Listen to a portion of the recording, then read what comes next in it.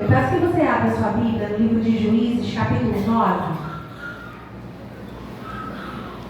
Enquanto você localiza, eu quero louvar a Deus pela sua vida que entrou aqui nessa noite, pela vida do meu pastor que está ali, presbítero Charles, nosso professor, missionária Miriam. Alisson desceu. Alisson, que Deus seja louvado na tua vida. Eu sempre quase bato no Alisson quando ele vinha botar a escala, mas depois eu agradeço. Todo mundo achou? Amém? Amém. Juízes capítulo 9. Eu vou estar lendo do verso 7 em diante.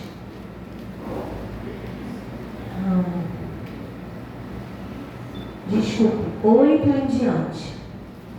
Certa vez, as árvores se puseram a caminho para ungir um rei sobre elas. Disseram à oliveira: reina sobre nós.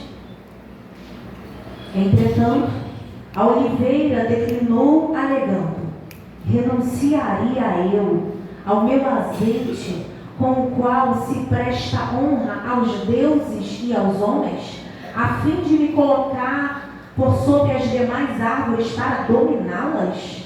10. Então as árvores dirigiram-se à figueira: vem tu e reina sobre nós. Mas a figueira lhe ponderou: poderia eu abandonar a minha doçura e a boa produção do meu fruto no tempo certo?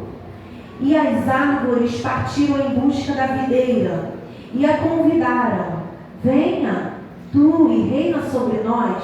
Contudo também a videira lhe afirmou: iria eu deixar de gerar o meu vinho novo, que tanto alegra os deuses e aos homens, a fim de erguer-me sobre as demais árvores para governá-las? 14. Sendo assim, todas as árvores rogaram ao espinheiro: vem tu e reina sobre nós.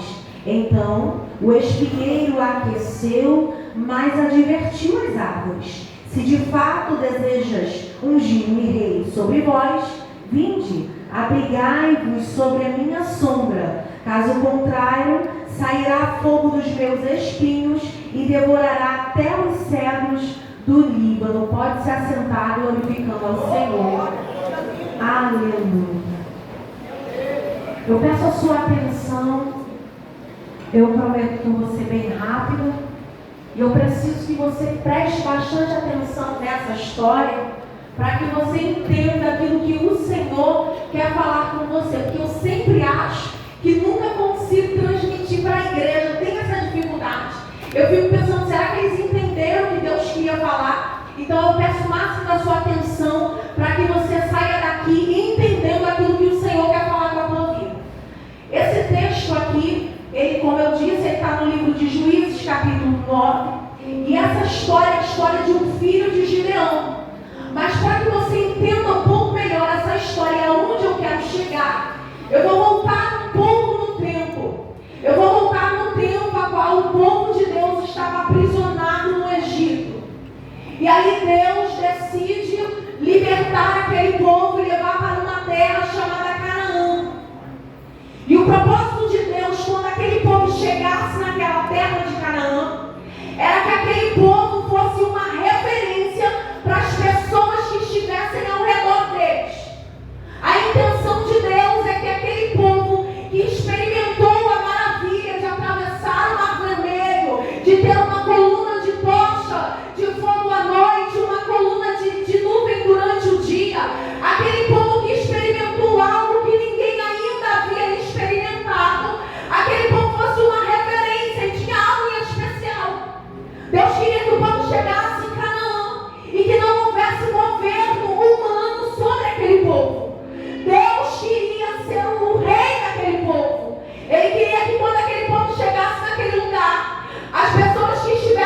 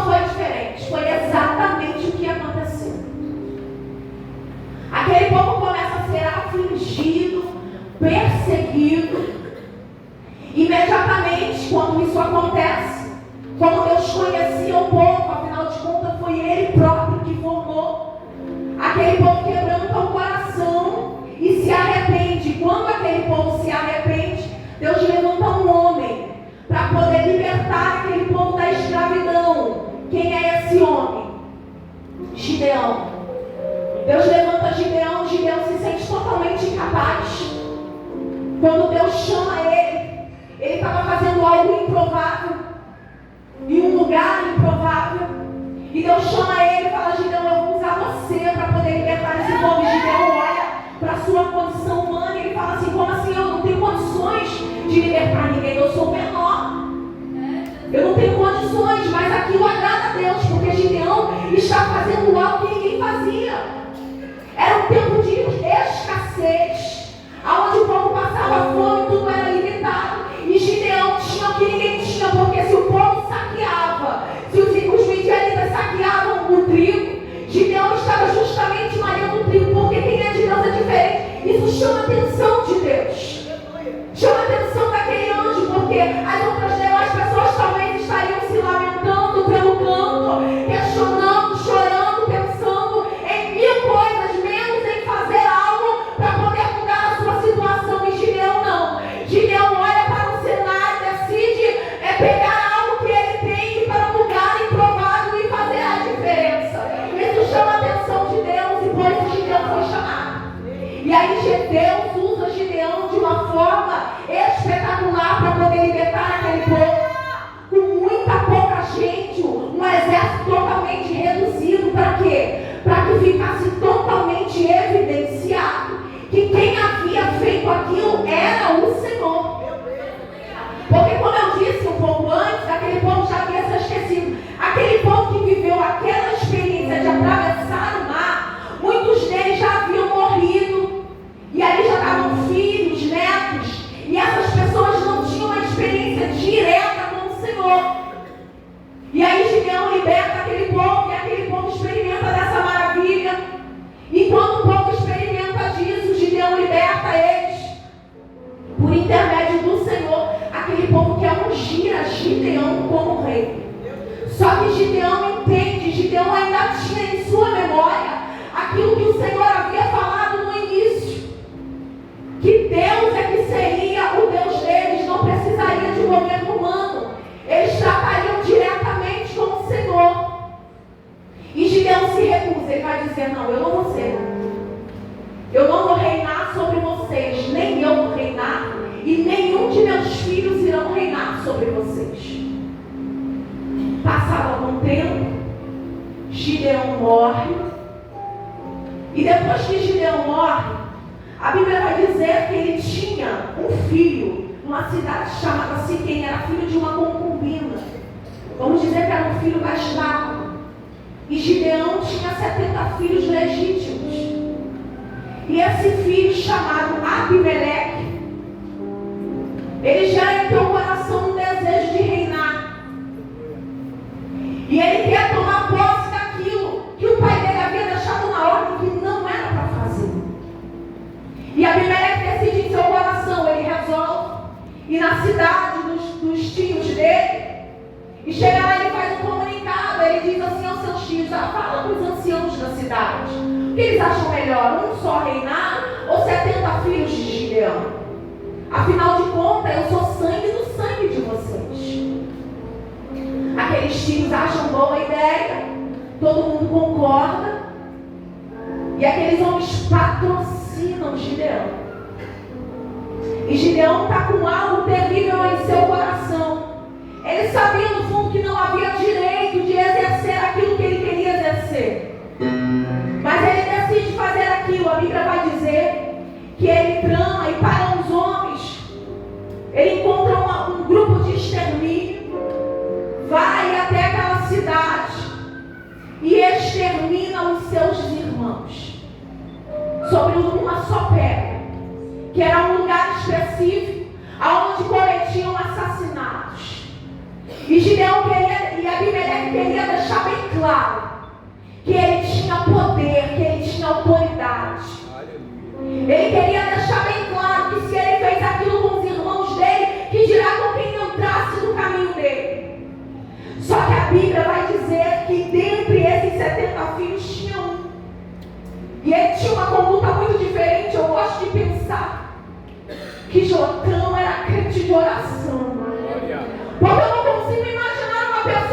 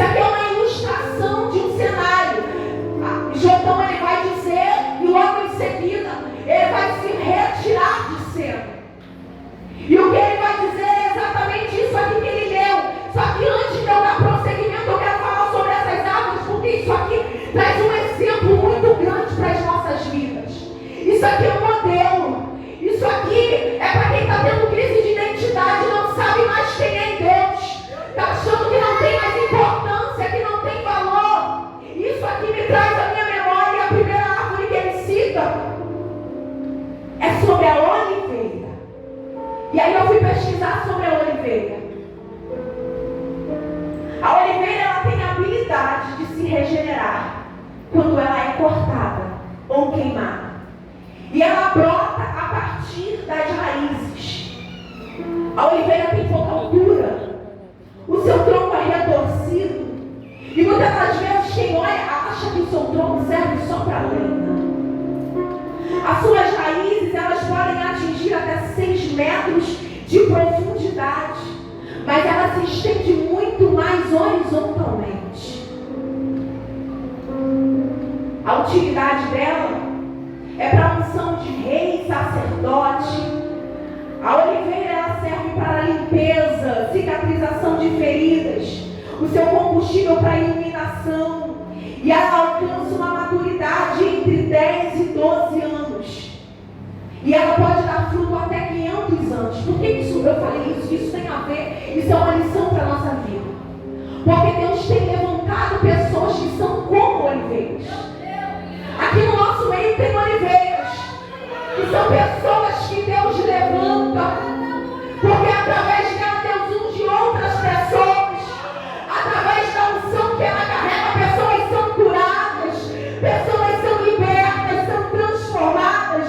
E o que me chama a atenção é que quando você vê uma pessoa que ela é como uma oliveira, às vezes você vê assim, nossa, como ela tem unção, como eu gostaria de ter unção que essa pessoa tem. Mas isso que me chamou a atenção, porque ela leva entre 10 e 12 anos para atingir a maturidade, não é do dia para a noite. E por mais que ela demore para ter maturidade, quando ela alcança essa maturidade, ela pode dar frutos até 500 anos. E crente que tem unção é assim. Ele demora no processo, mas depois que ele está pronto, nada para ele. A unção é constantemente, é incessante. Aí tem crentes que são como figueira. Os crentes que são como figueira. A figueira é assim. Ela é um pouco diferente da oliveira. A oliveira não tem muita altura. E você pode observar que, de fato, pessoas que são levantadas assim, dessa forma, elas não têm muita... aquele negócio de aparecer, sabe? Você vê até o resultado do fruto. Você vê o resultado da unção. Mas não são pessoas que estão sobre o holofote. Mas aí tem a figueira. A figueira, ela já atinge entre 10 e 20 metros de altura. A sua copa é imensa. E pode chegar até 20 metros de diâmetro.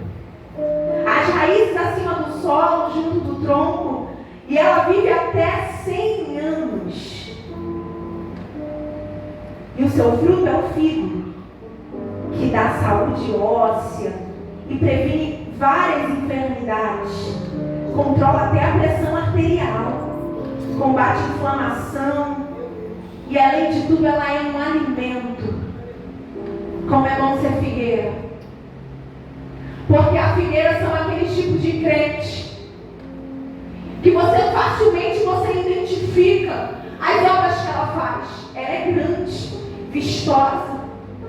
E quando você está cansado, você chega perto de alguém que tem figueira, você logo encontra descanso, repouso.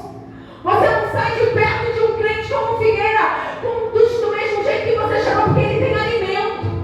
É alguém que sempre tem uma palavra. E essa palavra tem a capacidade de te curar por dentro e por fora. Assim são os crentes que são como figueira.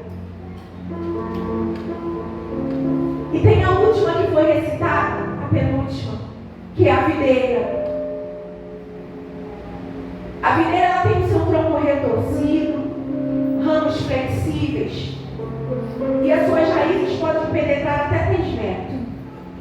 E a maioria delas se encontra nos primeiros 50 centímetros do solo. Ela demora 3 anos para crescer. E ela produz até 100 anos em média. A videira, ela representa, a videira, o fruto dela é a uva, que faz o vinho, que representa a alegria. E como é bom a gente ter alguém que é como videira na nossa vida. Como é bom ter um amigo que é como videira, que tem a capacidade da gente se aproximar dele e toda a nossa tristeza ir embora. São pessoas que quando a gente chega, elas só transmitem alegria. Eu tenho certeza que aqui no nosso meio tem esse tipo de gente. E que às vezes está até sofrendo uma crise de identidade. Não reconhecendo a sua utilidade. Não reconhecendo o seu valor. Não percebendo a importância que tem no reino de Deus. Porque essas árvores, elas afirmaram com toda certeza isso aqui. Eu posso dizer que era tipo de crente que tinha atributos que Deus havia dado. E esses frutos que Deus havia dado, elas reconheceram que era importante. E elas decidiram não abrir mão. Se for no contexto, esse Apolo que ele recitou, falava sobre aquele povo que queria um rei. Fala sobre aqueles que rejeitaram ser rei. E fala também sobre aquele que aceitou ser rei. Essas pessoas que rejeitam reinar, porque reinar é governar. Reinar é dominar. E Deus não nos chamou para dominar, não nos chamou para reinar. Deus nos chamou para servir. E essas pessoas, elas entenderam: o que eu tenho é precioso demais para eu poder abrir mão, para poder agradar outra pessoa. Era insignificante ser rei. Era insignificante, o mais importante era servir. Porque se para você poder reinar, você tem que abrir mão de algo original. Você tem que abrir mão de alguma coisa que o Senhor deu a você. Só que o texto vai dizer que já que aquele povo procurou e não encontrou quem quisesse fazer, porque quem poderia fazer entendeu: o que eu tenho é valioso demais, não abro mão. E aí eles decidem procurar o espinheiro. E o espinheiro aceita reinar. E se você observar, o espinheiro não tem frutos. O espinheiro não precisou abrir mão de nada. Engraçado que ele oferece algo que ele nem tinha para oferecer. Porque ele vai dizer: se você quer abrir-se na minha sombra, que sombra? Que o espinheiro poderia oferecer. E aqui dentro desse contexto, era Abimeleque. Abimeleque não tinha direito nenhum de reinar. Ele era um filho bastardo.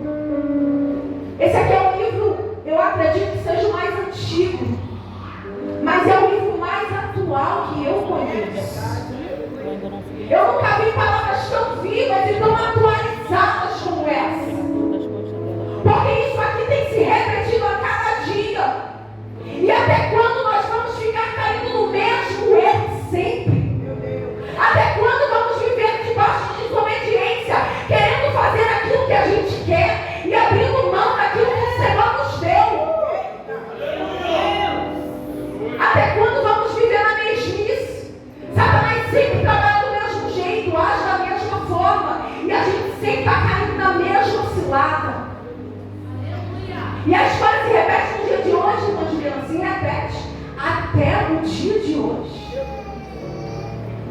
Até o dia de hoje. Tem pessoas que entram aqui na casa do Senhor. E aqui, elas encontram tudo que essas árvores tinham. Aqui ela encontra alegria. Aqui ela encontra cura. Aqui ela encontra libertação. Aqui ela encontra alimento. Aqui ela encontra sombra. Aqui ela encontra refrigério. Só que nada disso é suficiente. Porque tem gente que tem mania de querer viver coisas que ela mesma criou expectativas sobre o que é felicidade, sobre o que é bom para ela. E aí elas chegam aqui e não se satisfazem com o que Deus tem para ela. Porque servir é isso. É você ser útil na vida de alguém. E essas pessoas, elas não ficam satisfeitas com aquilo que Deus tem para ela, porque Deus chega, a gente vem aqui e receba aquilo que Ele tem para nos dar. Só que não é isso que elas querem viver da forma que elas querem. Elas querem se igualar ao mundo lá fora. E aí quando elas chegam aqui, muitas delas até propõem uma mudança.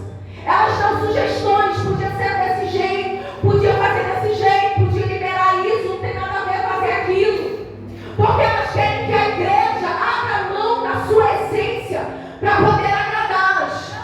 Só que a igreja já entendeu que ela não quer agradar homens, ela quer agradar a Deus. E a igreja não abre mão daquilo que ela tem para agradar a ninguém. E aí quando essas pessoas se deparam com isso, que elas não vão conseguir mudar a igreja, elas decidem sair. E aí é que está o perigo. Porque quando elas decidem sair, a busca dela por um repouso, por um rei, é tão grande que quando elas saem, elas não se dão conta do lugar onde elas buscam abrigo. Elas não se dão conta. Mesmo com tanta gente falando. Igual o Jotão disse aqui, ele disse assim: pô, me ouça. Porque se vocês me ouvirem, Deus ouvirá vocês. Por que ele disse isso? Porque se o povo desse ouvido ao que Jotão estava dizendo, cairia em seu coração o arrependimento e eles retornariam, o Senhor perdoaria, mas eles não deram ouvidos. E o povo também foi as últimas consequências. Então as pessoas chegam, não conseguem sair e vão buscar refúgio. Aonde? No espinheiro. No texto era Abimeleque. E hoje, quem é o espinheiro que muitas pessoas têm buscado abrigo porque não têm ficado satisfeitos em estar embaixo de uma figueira, próximo a uma oliveira ou junto de uma videira? Que espinheiro é esse? É o próprio adversário de nossa alma. O espinheiro é um arbusto que no deserto, quando está com um calor muito alto, não precisa de ninguém atear fogo nele, ele se próprio pega fogo. E Satanás, ele próprio se destrói. E muitas pessoas têm buscado abrigo no espinheiro. Mesmo que a verdade tenha sido proclamada, e mesmo que o próprio adversário, que aqui, Abimeleque, nessa ilustração, ele vai dizer: então venha. Senão vai sair fogo de mim e vai queimar vocês. Mesmo que essa verdade ela seja proclamada e dita, ainda existem pessoas que estão buscando abrigo em lugares errados. Tem estado embaixo de espinheiros. E a mensagem dessa noite é essa. Talvez você já entrou, já saiu, já entrou, já saiu. E você não conseguiu permanecer no lugar a qual o Senhor te plantou. Hoje é noite de você despertar. Hoje é noite de você tomar uma decisão na tua vida e sair debaixo desse espinheiro antes que seja tarde demais. Porque o Evangelho tem sido pregado e quantas pessoas têm aberto mão daquilo que o Senhor lhe deu. Quantas vezes nós abrimos